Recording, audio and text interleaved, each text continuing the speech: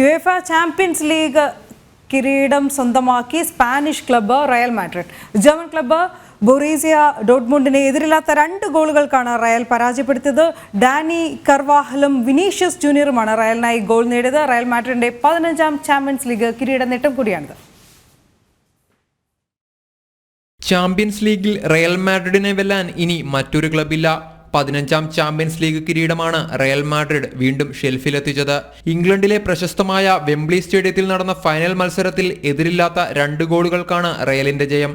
മത്സരം തുടങ്ങി ആദ്യ മിനിറ്റുകളിൽ പന്ത് കൈവശം വെക്കുന്നതിൽ റയലിനായിരുന്നു ആധിപത്യം. പക്ഷേ മികച്ച ഗോൾ അവസരങ്ങൾ സൃഷ്ടിച്ചത് ബൊറൂസിയായിരുന്നു.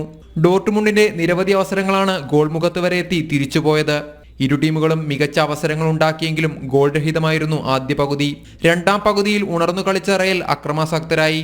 ഒടുവിൽ 74ാം മിനിറ്റിൽ റയൽ മാഡ്രിഡിന് ലഭിച്ച കോർണർ കിക്ക് ഹെഡ് ചെയ്ത് വലയിലെത്തിച്ച് ഡാനി കർവജാലാണ് ബൊറൂസിയുടെ നെഞ്ചിൽ ആദ്യ വെടിപൊട്ടിച്ചത്. പിന്നീടും അക്രമം തുടർന്ന റയൽ 87ാം മിനിറ്റിൽ 2ാം ഗോളും കണ്ടെത്തി. ജൂഡ് ബെല്ലിൻഹാമിന്റെ പാസിൽ നിന്ന് വിനീഷ്യസ് ജൂനിയറാണ് 2ാം ഗോൾ സ്വന്തമാക്കിയത്.